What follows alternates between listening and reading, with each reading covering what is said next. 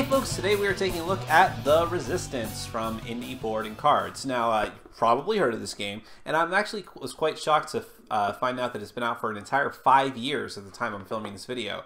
I thought it was much younger than that, but it has been through 2 editions. This is the 2nd edition of the game that I have. The 1st edition, I mean, it played basically the same, except that the components were a bit worse, and also there are plot cards in this edition. But if you're not familiar with The Resistance, basically it's a party game. It's for 5 to 10 players. You need a minimum of 5 players, and it goes up to 10.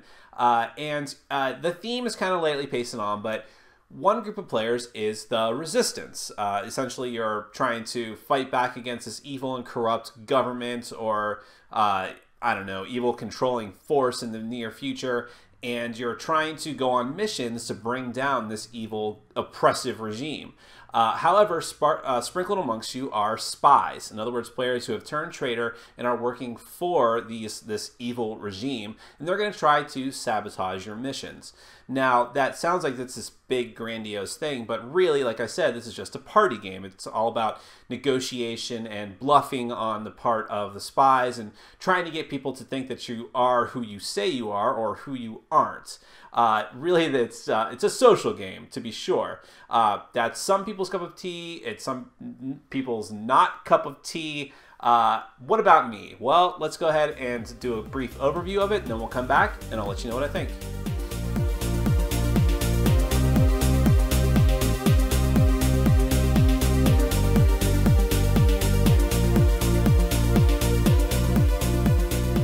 Alright, the first thing you'll do in any game of Resistance is figure out how many players you're playing, because that will determine which of these boards you're going to use. You'll notice down here in the corner that each of the boards is used for a different amount of players. So you have 5 players, 6 players, 7 players, 8 players, 9 players. It goes up to 10, 5 to 10 players. So we're just going to go ahead and use just the 5-player board for this example. The next thing you're going to do is deal out the loyalty cards. Now, I have my card sleeve, by the way, in case you're wondering, but which I do recommend if you play this game a lot, because any wear and tear on the loyalty cards is going to be a dead giveaway to people who have played the game a lot that your loyalty card is a certain faction. So there's 2 sides in this game. There are Resistance and Spies. This is a team game. So dealing out these cards is going to determine what team that you're on. And you'll deal out a certain amount based on the number of players. So for a 5-player game, it tells us to use 2 spies. So I would include 2 of these spy cards. And the spy cards always have like a reddish background and this little weird evil corporation symbol up in the top. Resistance members always have a blue background and have the blue fist symbol. So that's an easy way to tell what side you're on. But regardless, however many players you have in the game and however many spies you're supposed to have, you're going to mix them all up. Then you're going to shuffle them out and deal them to each player. You keep your loyalty card face down in front of you, and you are not allowed to reveal it for any reason unless something special happens during the course of the game with the plot cards, which I'll get to in a minute. So once everyone's got their loyalty, then you're going to go through a special phase to let all the spies identify each other. Basically, someone in the group is going to say, okay, everyone close your eyes. And well, okay, everyone's eyes are closed. Now, spies and only spies, open your eyes and identify the other spies. Okay, if spies have identified themselves, close your eyes. Now, everyone's eyes should be closed. Now, everyone open their eyes. Now, this is a way for the spies on the team to identify who your spy comrades are, and then you take it from there. Now, once the game actually starts, you'll determine who goes first and give them the first player leader marker, and this is actually going to pass around clockwise from whoever gets in at the beginning. And if you're the leader, it's time for you to send people out on missions. Now, each of these spots on the board corresponds to a mission. No matter how many players you have, you always have 5 missions, but the amount of people you send on a mission changes depending on the number of players and on what mission it is. So, first mission here, we have 2 people that you have to send out on a team. So, these guns, these little gun tokens, are used to determine who you're sending out on a mission. Whoever is the leader can give these tokens, depending on how many people are going out, give them to any other players that person wants, including his or herself. Now, just doing that, however, doesn't mean that it's guaranteed. You'll hand out these guns to whoever you want to go on the mission team, and then it goes to a vote. Everyone gets these little vote markers. There's 2 of them. You have approve and reject. Once the mission team has been finalized by the leader, and again, this game is very social, so you can talk and discuss as much as you want. But once the leader has come to a final decision, everyone will secretly choose one of these, approve or reject. Once everyone is chosen, you will simultaneously flip, And if there are a majority of accept approved tokens, then the mission team goes through. If there's a tie or if there's more rejects than approves, then the mission team is rejected. Now, if the mission team is rejected, you're going to take a little token and you're going to put it on the vote track and then move it up. Essentially what happens is once the mission team is rejected, the leadership is going to pass to the next player, and then you're going to do that all over again, trying to get a mission team approved finally. Now, the next person in line can choose whoever they want for the mission, put it to a vote, and see what happens. But you only have 5 chances to do this. If you go through 5 entire votes and the mission team is rejected in all 5 instances, the game immediately ends and the spies win the game. Basically, thematically, they have sown enough dissent throughout the group that there's just no way the resistance can continue and it falls apart. But that usually does not happen. So eventually your mission team will be approved, whoever the team leader is at that particular time, and then you're going to actually send them out on the mission and try to succeed. So how that works is each person who's going out on the mission gets a success card and a fail card. Now, if you are a member of the, and what's going to happen is you'll take one of these cards secretly, much like with the approve and reject, and put them face down in the center of the table, the one that you want to play, and then put the other one off to the side somewhere so that it doesn't get mixed in. If you're a resistance member, you must put in a success card. You do not have a choice. You must do it. That's the rules of the game. If you're a spy, however, you have the option of putting in either a success or a fail card. And how this will work is that once everyone who's on the mission team puts in a card, whoever is the team leader, or whoever, you can decide whoever you want it to be, takes those cards that were put in, shuffles them together, and then lays them out randomly face up. So no one can see who played what card. If every card that was played is a success, then the mission is a success for the resistance. You'll take one of these resistance markers and you'll put it on that mission space. However, if at least one of the cards was a fail card, you'll put one of these spy tokens on the board, and that means that the mission failed and the spies now have a point. The goal of the game is to be the first team to have 3 markers out of 5 missions. 3 missions succeed for your team, or fail for your team as it may be, out of the 5. So as soon as that happens, the game is over and that side wins. Now, once you've done that, you're essentially giving information to the other team. So if a fail card comes up, then everyone knows that there was at least one spy on that mission because only spies can play fail cards. But like I said, spies can also choose to play success cards in order to not have suspicion come on them and instead make people think that they're actually a part of the resistance. But regardless of what side actually wins the mission, the next person in line is going to get the first player leader marker. And then you're going to do it all over again. You're going to choose a mission team, and like I said, the number of team members will change depending on the mission, and you're going to keep going. Now, on at least a couple of the different boards, for instance, on the 7-player board, you actually need, on mission 4, you actually need 2 fails in order to completely fail the mission. So whoever the spies are need to make sure that at least 2 spies are on that team and put forth 2 fail cards in order for the mission to actually fail. But that gives a lot of information as well. So a lot of this is just bluffing, negotiation, trying to deduce who's on what team.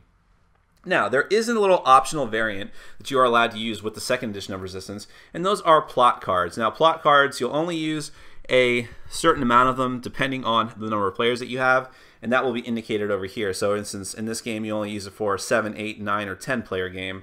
Other cards, you will use it for every amount of players, 5 through 10.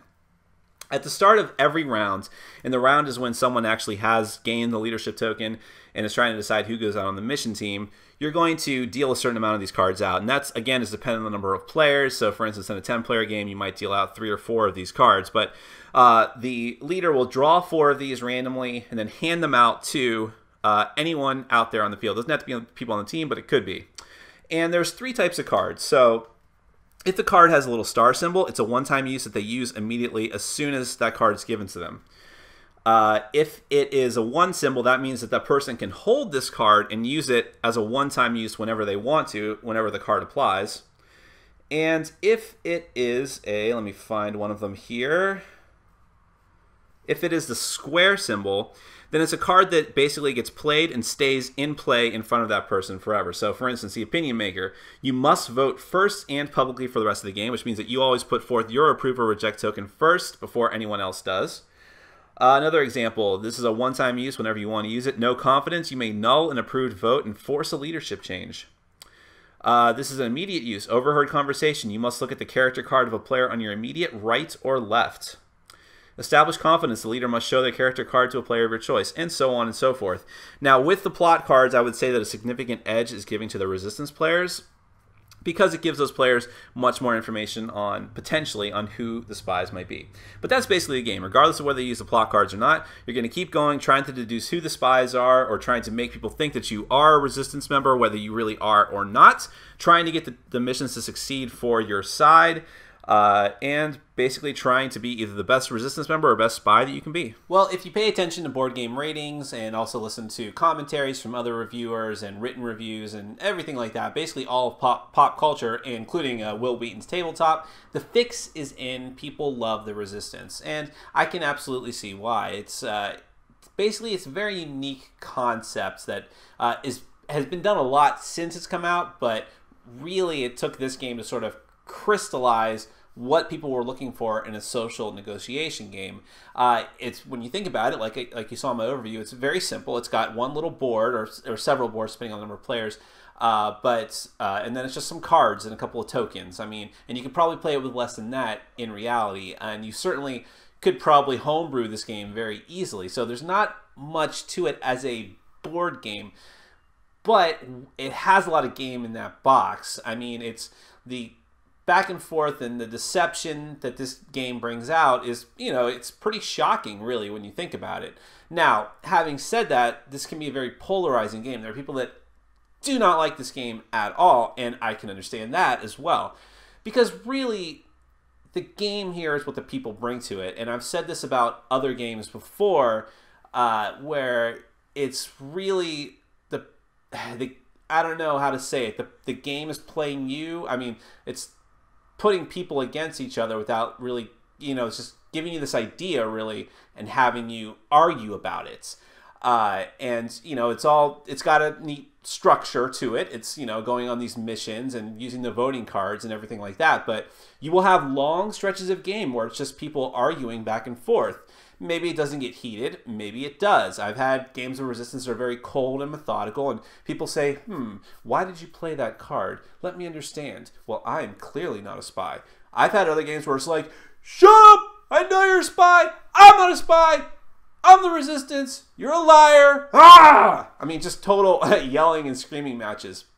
And people get legitimately angry. Some people just get into it, and it's fun. Like, I would consider myself part of that. It's just like kind of, I love to ham it up and act and sort of just, sometimes I just like to just push people's buttons. I mean, like, be on the Resistance side and, you know, not act like I'm a spy, but totally just not care if my other fellow Resistance mates know who I am, just because I want to, you know, breed discontent and have a fun game. But that's because I played this game a lot. Now, here's my little insight after having played it so many times, and that's that I can go a long time without playing this game and be just fine.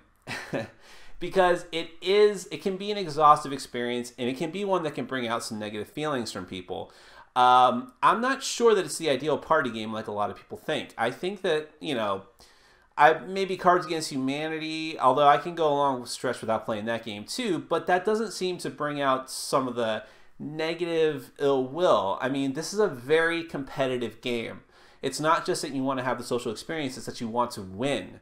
Especially if you're the spy, you can feel very put upon. Although I do think that the spies have a significant advantage in this game. I think a lot of people say that, and I definitely agree. Even with the plot cards, although the plot cards do give some more of an edge to the Resistance, but I will also say that I rarely use the plot cards.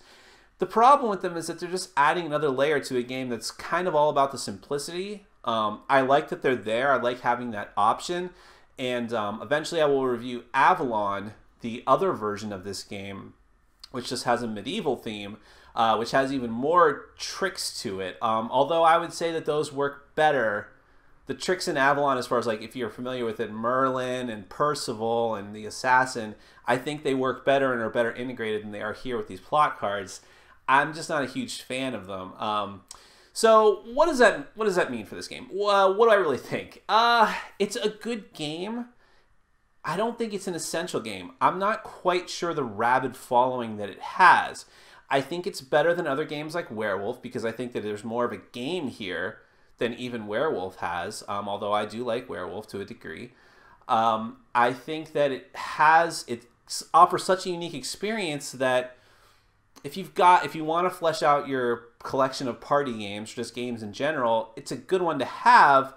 But I don't know. I think that the shine has sort of come off it after having played it so many times and just having it come out in the group. And I think that there's a definite way to play this game, a very methodical way that you should play it if you're either a resistance or especially if you're a spy. I'm not saying that I know what it is, but I know that there are people in my group who have games that system, and maybe that's leading to me not having as positive a feeling about it as I used to have. But I don't know. This is one of those reviews where I think it's just pure exposure to the game has definitely peppered my opinion of it. It's not like a game that I've played 3 times, just so enough that I have enough information to review it. I've played this game a lot, and I think my love affair with it is kind of waning. But it is a good game, and if you haven't experienced it before, you definitely should. Just be prepared that you and your friends may have some... You have to have the right group of people to play this with, and do not go into it with being sensitive about it. You have to be able to take some accusations and take being accused of being a spy even if you aren't, or if you are a spy, you better be ready to be singled out and sort of reviled by the rest of your friends for the next 10 minutes because that's kind of the game. It's an interesting social experience, that's for sure. My name is Nick, this has been Board Game Brawl, and I'm reminding you to get out there and game every day and everywhere.